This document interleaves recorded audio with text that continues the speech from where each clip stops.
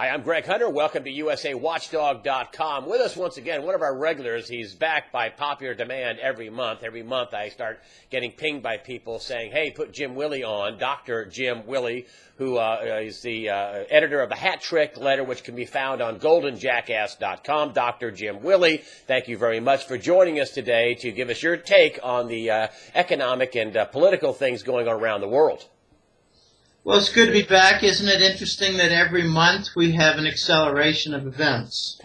I was going to bring that up. A few interviews ago, you said that, what you see as you have a PhD in statistics from Carnegie Mellon, earned PhD. And you said that, what I'm seeing is the time between events shrinking, the time between failures shrinking. And if what happened in Iraq isn't a colossal failure, I don't know what is. What is your take on what's going on in Iraq? Well, you know me. I like to stick with finance and economics and currency and gold and banking, things like that. But it's hard not to have an opinion. It's hard not to collect intelligent information about what's going on. But Ukraine was a trap, and the United States walked into it. Now we're seeing the quagmire. Next we will lose NATO. In Iraq, a similar thing has happened, but in the Arab world. A trap has been set. The United States is now walking into it. And the result is going to be very fuzzy and uncertain, but I can guarantee you it will not be favorable for the Obama administration nor their relationship with the Pentagon. I don't know what's going to come of it. There's a lot of talk about, reworking some of the Iraq boundaries, national boundaries and borders. I don't know how much cooperation there will be for that. There's a lot of pressure for the Arab Shiites as opposed to the Persian Shiites. There's a lot of pressure with the Kurds in the north that have more Turkish tribal. There's a lot of conflict, a lot of pressure, but when you get right down to it, the United States funded and supplied and trained both sides of the conflict. Hear, hear. And now we're caught with the consequence of that. What we trained secretly and funded secretly to attack Syria is now attacking. As our allies, they are attacking our other allies in Iraq. So, the United States is on both sides, caught in the middle, walking into a trap. I don't know how this is going to turn out, but I can guarantee you it will not be favorable for the gay prince in the White House.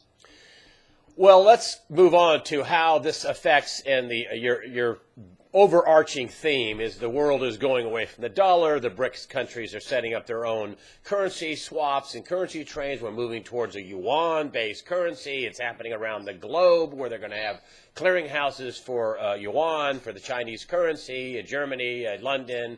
Now you're saying that maybe Argentina may get drawn into this in terms of getting some debt relief. They'll become part of the BRICS countries. They'll move away from the dollar. Tell me where we are with the moving away from the dollar, the acceleration of non-use of the U.S. dollar. Well, it's becoming a parade. The States is going to succeed in isolating 90% of the world. And in doing so, will isolate itself. Okay, you can't sanction the whole world that does not want to use the dollar. If you do that, what you do is, what the end result is that you define the non-dollar world.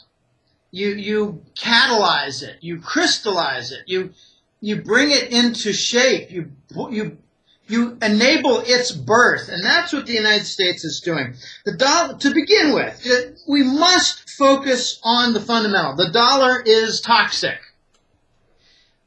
The world operates with the dollar in trade. We have quantitative easing and unsterilized bond monetization. In other words, using printing press money to sustain treasury bond demand. That's toxic. That goes against everything central bankers taught for 70 years until 2008. All right, so now they're really purveyors of heresy. You've got the 0% interest rate that makes the dollar toxic because all the assets are mispriced. You have Wall Street fraud that's largely permitted. Okay, they do have some, $5 billion here, $2 billion there for penalties and fines and lawsuits and bond investor restitution. Okay, that's minor. Let's say $150 billion initial settlement for LIBOR, followed by 15 more, totaling well over 2 or 3 trillion in damages. We're nowhere near that. So we've got derivatives, Wall Street fraud, QE, 0% interest rate, war, endless war to defend the dollar. We're to the point now where it's quite clear. If nations announce that they want to get off the dollar, they're declared terrorists and we wage war against them. It's as simple as that. I've been saying that for 3 years, and now it's finally sinking in to the meatheads out there in the public who do not subscribe to the hat-trick letter. I give credit to the 10% of the crowd that is aware of what's going on. I'm harshly critical of the morons out there who really are becoming qualified fascists without even knowing it. But Greg, there are dozens and dozens of details. I think with the notes, I indicated them to you, and you're anxious to get to them. It's going to take a while to cover, so please interrupt me as you wish. But London and Frankfurt are being set up by China to be RMB hubs. Now, you're going to hear RMB a lot. It stands for renminbi. RMB means renminbi, which translates to people's money. It's like communist word for money. Okay. Chinese. The equals RMB. It's not a movement from one to the other. They are one and the same. Okay. So China is setting up London, luring them to become an RMB hub, to do Chinese government bond trading. London loves this. They're a financial center. They offer China, we got 12 big banks that can help you do that. Big investment banks with a century of experience. Okay, China likes that. London likes that. China's using that to, I believe, splinter England off support for NATO activity against Russia. You cannot piss off China without getting a response from Russia, and vice versa. This is called the U.S. isolating Russia. It's moronic. They've got 12 time zones. Yeah, I love saying that. They're the major supplier for oil, gas, aluminum, tin, iron, silver, titanium, strontium, vanadium, cobalt. Should I go on? I mean, rare earth metals. I mean, they've got them in China. They have them both. Okay, they have it all. They have a lot of resources. You can't isolate Russia when they join at the hip with China. You can't incur huge losses against Russia when they just turn and say, well, you don't want our... We'll develop the pipeline to Korea. We'll develop the pipeline to Japan. This is getting really out of control, away from the U.S. favor. I believe, this is my forecast and what the voice has really assured me of. It's not even a promise for him. It said this is the reality that's coming to light. Frankfurt, Germany will eclipse London as a Chinese RMB trading hub. And why is that? Because first of all, you've got 3,000 German companies doing business in Russia. You've got several hundred doing business in China. China wants the technology transfer from Germany, not from England. Okay, Premier Lee is now in London today and yesterday talking to the British. He's not there for a technology transfer, as the press announces.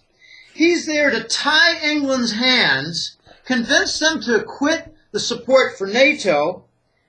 Well, England has almost nothing to offer China except the London Financial Centre RMB hub.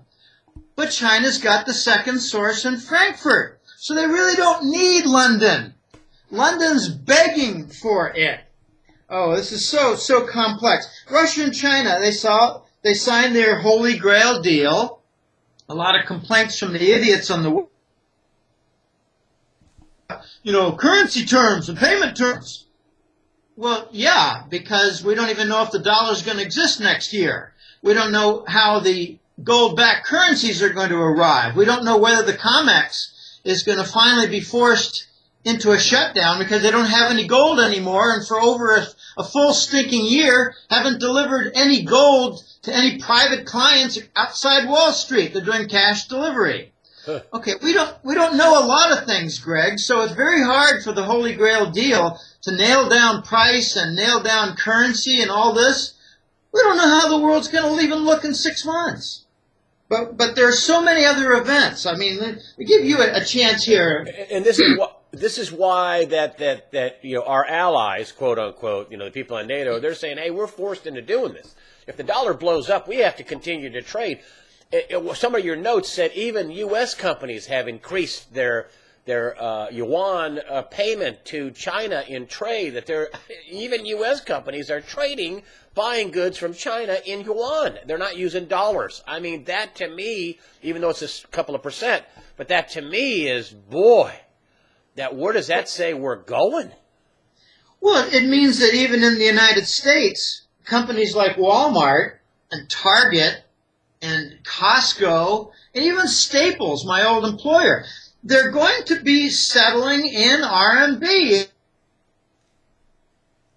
Critically necessary and urgent in the United States is that the U.S. set up a Chinese yuan swap facility. And we don't have that right now. The U.S. needs to set up a Chinese yuan facility like Australia has, like Switzerland has, like Paris has, like London has, like Frankfurt has. All these nations have an RMB facility for doing trade, bilateral trade. It's like 3 or 4 Chinese banks and 3, 4, or 5 other banks like in Australia or other banks like in Brazil. They work out an agreement where the group of Chinese banks versus the group of Brazilian banks, for instance, they settle their trade on a monthly basis or quarterly basis. They might carry over some debt for a credit for the next segment. Who knows? I don't know how they manage it. It's up to them. But the U.S. needs to do that, and I think we might see it in San Francisco because it's a financial center. It's Silicon Valley. It's investment. It's the investment capital center of the whole West Coast, which is where the Chinese ports are operating.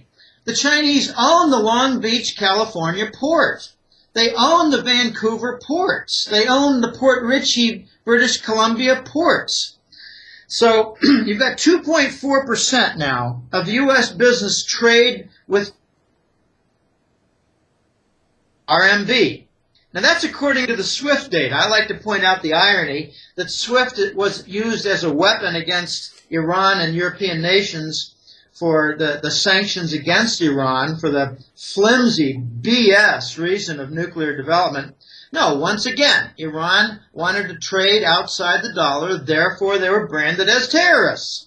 Well, what's going to happen is the United States is going to get branded as terrorists because they're operating Al-Qaeda. And that's becoming well known except to the sub-90 IQ American public, of which I think we've got, 70 million. Sub-90 IQ.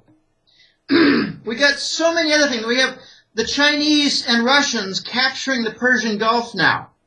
Kuwait and Abu Dhabi are in talks with India for a crude oil strategic inventory to hold 2 million tons of oil. Just like the United States, they're going to put it in caverns. Russia and Qatar are working on joint technology for liquefied natural gas. And the Qatar Foundation, they got a name, I can't remember it. It's their sovereign wealth fund. They're going to put in $2 billion for Russian projects as a goodwill gesture. Remember, Qatar is an enemy of the Russian position in Syria. The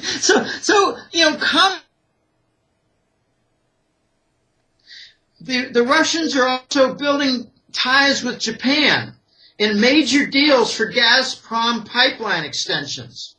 Russia's working out deals for major Iranian railway links. Russia's working with the Koreas. I say Koreas because they're talking to North Korea. They're throwing them a bone. These inbred freaks in Pyongyang, North Korea, they're being tossed a bone by Russia to help, improve the pipelines to go to South Korea because it's cheaper than going through the ocean. We've got so many other things going. We've got Russia and Syria working on arms deals, and Russia just assured them that they will assist in a major way for the reconstruction of Syria after all the U.S. and its al-Qaeda attacks. But really, the big story, I think, regarding the dollar usage and abandonment of the dollar usage is that Germany is going to use its technology and export trade as a leverage to win the RMB hub and to force Germany into a pivot east. We keep hearing about pivoting east. The Gazprom and the Kremlin are pivoting east because they've lost their European customer. The United States wants Gazprom to lose its European customer, and just overnight we had an explosion in eastern Ukraine, flames for the pipelines that transit Ukraine and feed Eastern Europe that go to Western Europe also. Ukraine, I just think Putin, Gazprom, and the Kremlin have shown extraordinary patience while the U.S. and NATO has conducted mercenary-led coup d'etat, complete with violence and thefts of their central bank and $70 billion in oligarch money. The people who took over with the coup d'etat in Kiev stole all the family money of the previous leaders, stole lots of government money, hid it all in Switzerland. The U.S. went in there and stole the central bank, 33 tons of gold. Putin and the Kremlin have shown extraordinary patience while pointing out that Ukraine has not paid its bills in the last couple of years. Now they're saying, well, you want to continue. It's a pay-go policy. Pay as you go. You want to pay, you want the supplies for this summer? Well, you got to pay for the second quarter. You need to pay in advance for the third quarter starting July. And furthermore, all their South Stream pipeline projects for construction have been halted and interrupted by the United States. No, well, but wait a minute. Let me interrupt here. I just want to make sure that, so you're saying that the U.S. is stopping production of pipelines. I mean, isn't that cutting off the supply to Europe? Isn't Russia just going to say, okay, fine, we'll send our gas somewhere else? Well, it's pretty hard to do that, but that is the theme. Yes, the U.S. is interfering with the South Stream pipeline construction. Now, bear in mind that 2 years ago, the North Stream was completed, and it basically supplies Germany. It supplies the northern European nations. It supplies Poland, Lithuania, the Baltic states. It might supply a bit of, say, Denmark and maybe. But the northern quadrant of Europe, that was from the Nord Stream. It's in operation. But 10 years ago, the Kremlin and Gazprom realized Ukraine's a big problem. We can't have the entire European flow going through Ukraine because we can't control it anymore. Now they're being infiltrated by the U.S. and they're being courted by the NATO. And so back a year ago, they started construction on the South Stream. And that goes through Serbia and the old Yugoslavia and Romania and Bulgaria, and has branches all over the place. Not just one pipeline. It's like a series of pipelines. It's like, the sewer line through a city, except it supplies oil and gas.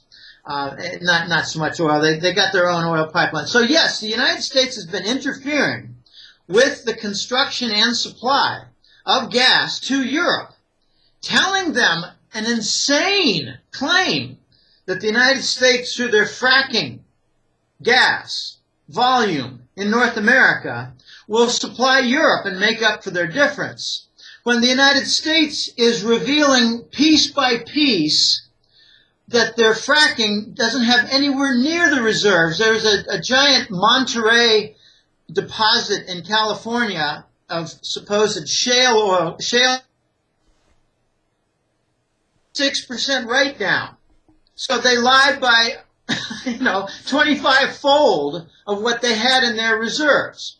In my old hometown area in western Pennsylvania, there was something, I think, oh gosh, I can't think of the name of it. Anyway, there was some firm that operated for 2 years. Now they're done. That's it. They got some contaminated groundwater. They extracted some fracked gas, and they're done. So the United States doesn't even have the ability to supply. They talk about supplying Europe, but they don't even have the ability to deliver it to Europe. They don't have LNG ships to deliver. There's inadequate European ports to accept. They don't have pipelines across the Atlantic. What kind of idiot devised this plan? I'll tell you who. The guy sitting in the White House. Well, tell me about this split between the Pentagon and the Langley people. You were talking about there's a split. Maybe there is a ray of hope that the people in the Pentagon are saying, hey, what are you doing? I don't get into the military and political discussions much, but just keep in mind that the entire Ukrainian and entire Syrian projects on the military side were not done by the Pentagon. Oh, boy. They were done by Langley. Wow, that's a huge... Okay, now the Pentagon is saying we don't support all these moves. We don't want to expand the war. We don't want confrontation with Russia and China.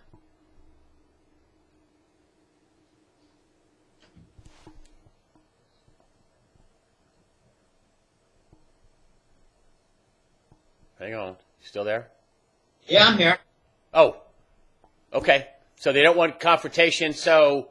And that's all I'll say. Oh, okay. That wasn't a break. That was it. They don't want okay. That's it. I'm done. Sorry, I thought that was going to be a break in the audio. Don't want. Okay, fine. Let's move on. Let's go on to what does this mean if all these projects mean all what you're describing? We've got 0% interest rates in the European Union. Some people think they're coming. Well, we already have effectively, when you can't factor in inflation, 0% or negative rates. They're doing that in Europe. Isn't that a desperation move? How long can this keep going on? Isn't this just a prop-up move for Europe, for Draghi to install negative interest rates? And aren't those negative interest rates coming over to the United States? Well, yeah, and you have to think of what it means. It means that they've failed. It's as simple as that. A 0% rate and bond easing, bond purchasing through monetary easing. Greenspan was very clear in teaching about that. It's something you install for 3 or 6 months, 3, 4, 5, 6 months, and then you get off it because it's very dangerous. It's very destructive. We got it for almost 4 years. Yeah. So this is a signal of failure, and the Bundesbank.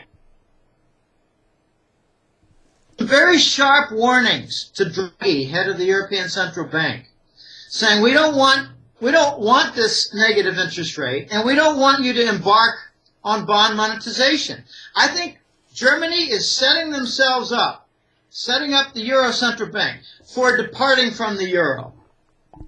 They're giving the justification for it, Greg. If Germany goes, the euro's gone. Well, yeah, but you're still going to have the southern nations that are not dragged along. And if the southern nations like France, Italy, Spain, Portugal, and Greece are stuck with their own euro without the main tractor, the main truck of Germany, Austria, Finland, and the Netherlands, well, I foresee a 50% devaluation in the euro and huge inflation. But I'm hearing that some rumors that France might get off the euro as a test case ordered by their masters in Germany. So that would be pretty interesting. I gotta try to steer this a little bit, Greg. The Belgian bulge of U.S. Treasury bonds and the Saudis announcing a sovereign wealth fund, to me, signals two main channels for the BRICS developing their gold central bank. And I'd like to cover that some if we could. They're selling their treasuries. Let's hear it. bulge, because that's a little older. We had in the last 6 months or 5 months a bulge appear in the Belgian central bank account for treasury bonds. It went from something like 40 or 50 billion up to close to 400, 370, 380 billion. Well, gee, that's almost the size of the Belgian economy. Yeah, I think the Belgian economy is 480 billion, I believe. Yeah, that's huge. So what's going on? The knee jerk was, well, gee, maybe the Fed is hiding some of its bond monetization and doing so by using the central bank in Belgium, which is the seat for the European Union and the Parliament. It's not the seat for their central bank. That's in Frankfurt, Germany. All right, and then a lot of hubbub came and commotion that, well, look at that. The Russian central bank holdings of treasuries went down when Belgium's went up. Okay, well, that looks like it might be part of it too. What I'm hearing and piecing together, and what some of my little brain trust, including the voice in Euro Raj, a London banker, we're concluding that, no, that's the obvious part. The hidden part is that the Saudis, India, and some other BRICS nations are putting up treasury because they want to attract other BRICS nations to put up treasury bonds. They're selling out, and they're doing it through places like Belgium. Exactly. And they're trying to do that as a sourcing leveraged contract for sourcing gold. Oh, boy. So what you're seeing in Belgium is probably a giant BRICS central bank sourcing of gold in progress. It's a project in progress. Okay, notice that it went up a good bit in the last couple months, not the most recent month. Well, some say, well, gee, look at that. They're adding to it. Well, maybe it's a margin call. And these BRICS nations who want to source, let's just say they want to source round figures, 5,000 to 10,000 tons. Well, it's not easy to do.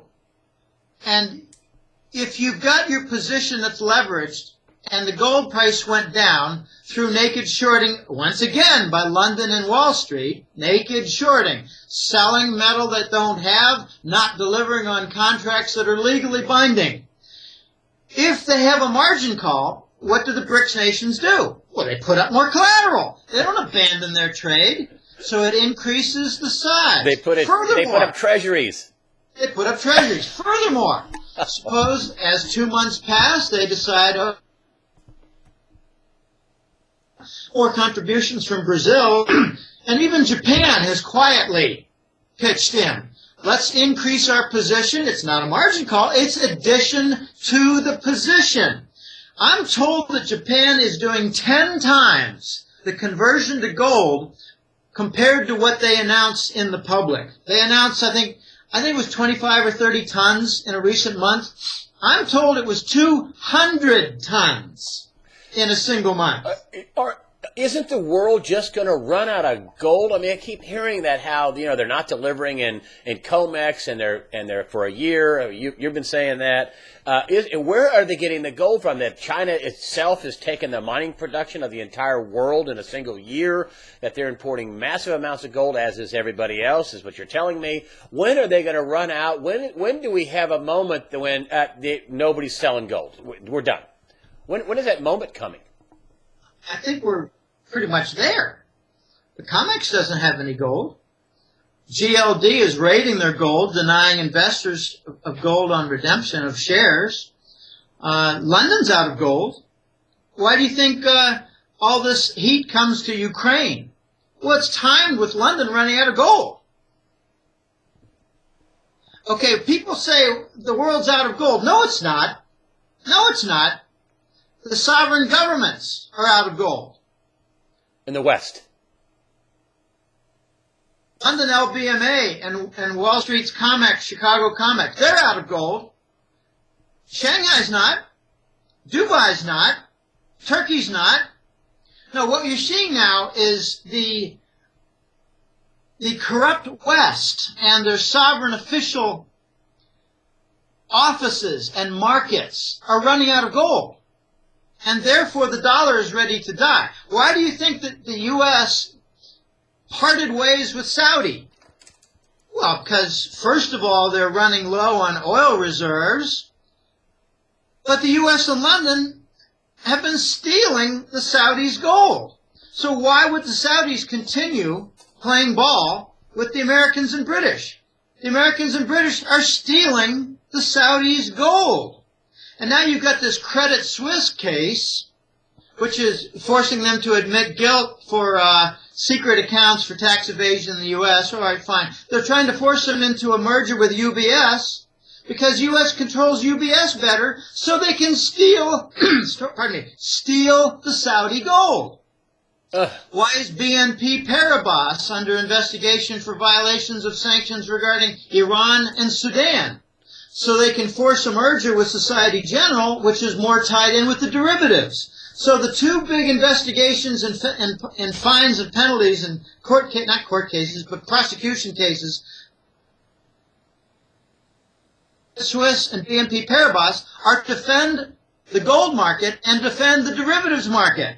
Okay, we got a huge story that I think went totally over the heads of 95% of even the gold community observers when the Saudis announced an independent sovereign wealth fund to begin operations on Saudi soil that was totally separate from their central bank, and they were going to start converting treasury bonds to gold.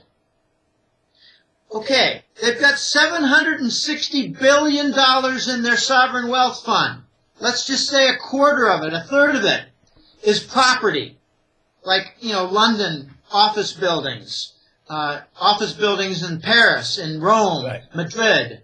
They own a lot of property. Well, let's just say, $500 billion worth of the Saudi Sovereign Wealth Fund is in paper, is in UK gilts, is in Euro bonds, is in Japanese government bonds, is in Chinese government bonds, is in US Treasury bonds. The majority of the Saudi wealth is in U.S. Treasury bonds and Wall Street bank stocks and London bank stocks. The Chinese already own Barclays. Now the Saudis are disinvesting. They're diversifying out of their treasuries. And I believe they're talking a lot to the Chinese. Look at the last meeting in Beijing with the Saudis and the Chinese. Just this month, in June, there's another huge meeting with the Chinese and the Saudis. They're trying to make it a pan-Arab conference for joint cooperation. I believe the Saudi Sovereign Wealth Fund, operating independently of their central bank, is going to be dumping treasury bonds for the entire Persian Gulf. They've got $2.37 trillion in the entire Persian Gulf Sovereign Wealth Fund. Let's just say 2/3 of it is in paper. Jim, I know they'd like to do it, but you're talking about a sudden collapse. I mean, that's going to be not covert, that's going to have to be overt. And how would the dollar sustain that? I mean, if they're getting ready to do that, is this why you're saying that the dollar is, what did you say exactly? You said ready to die? Is this why you're saying the dollar's ready to die? Is that everybody's going to be dumping it? I think the funeral march starts this year. I've been saying the year's not going to close out the same way it starts. What do you think the Belgian bulge is? You said overt. Is the Belgian bulge overt? Of course it is. Yeah. Is it properly interpreted? No. I'm helping for the interpretation. Got it.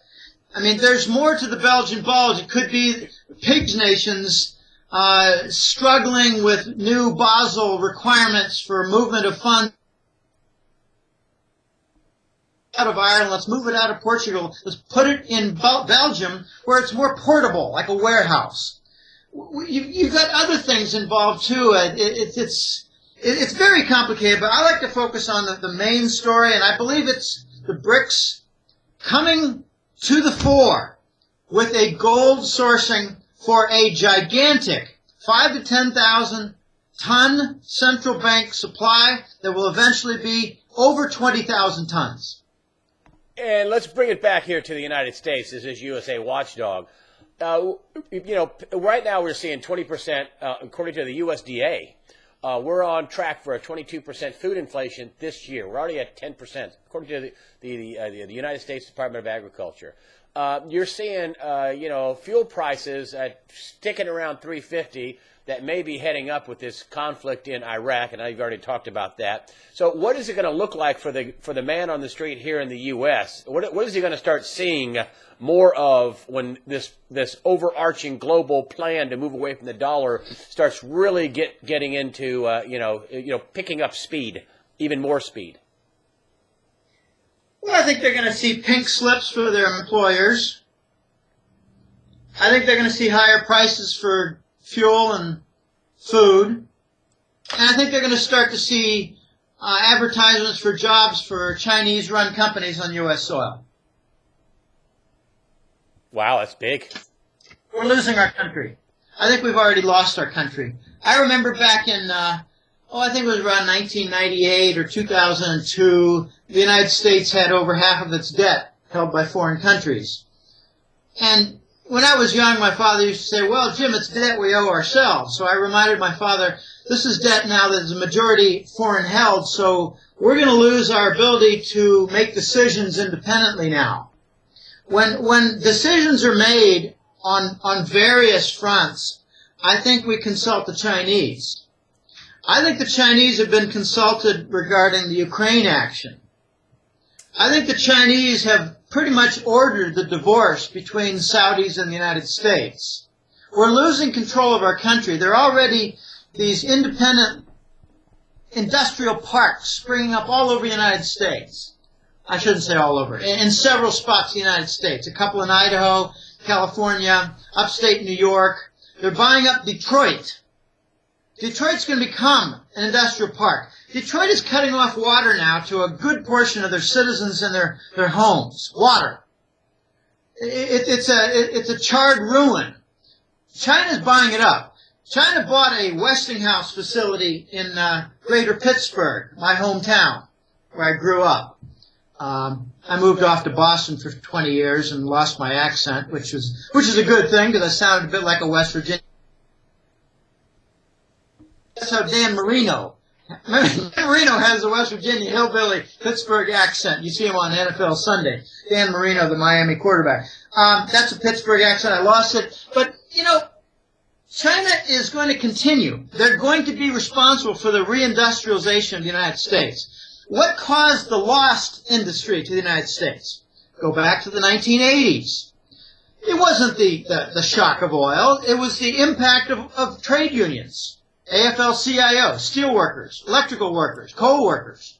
So before you know it, we started importing British and Norwegian and Japanese steel, Korean steel. Well, then we had the environmental movement, which raised our cost structure. So with labor unions and environmental movements, the United States corporations decided we need to start outsourcing. And with that, the U.S. lost a lot of income. And we started our stupidity of asset bubbles. Can you, honestly, let's just focus for a minute. Since 2002, the United States, lacking industry, developed the housing bubble, developed the stock bubble, and urged people to draw money off their stock accounts, draw money on home equity loans, support the consumption-based economy, and we can have a healthy economy.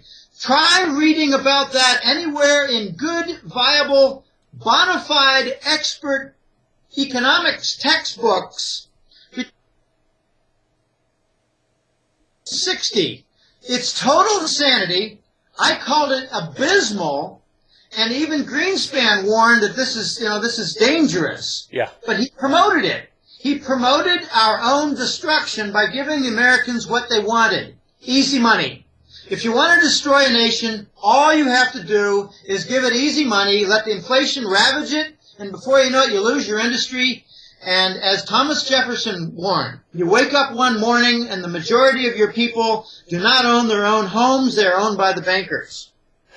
And that's what we got right now. We got private equity firms running around trying to spark a home housing market revival in cities like Miami and Phoenix, the most damaged. private equity firms buying 100 properties at a time through hidden proxy agents. This is not a housing market rebound. It's an artificial elite confiscation event. So what should Americans expect? What I've been warning. Price inflation, supply shortage, and ATM disruptions for cash. And violence at all three. Erupting gasoline stations with fireballs like what you see in Ukraine. Erupting violence at supermarkets like at Walmart. The 300-pounders are going to be fighting over that last steak. You're going to have arguments and fights and robbery falling into the third world. This is what I forecasted in '08. People called me crazy. I also forecasted U.S. government debt default. How are we doing on that? We don't default on debt. We just have 80% of the debt being financed by the printing press, Weimar style. I mean, Americans don't even know what the dollar is. 90% of Americans don't know how to answer the question, what is the dollar as a financial instrument in global markets? It's a debt note. They don't know.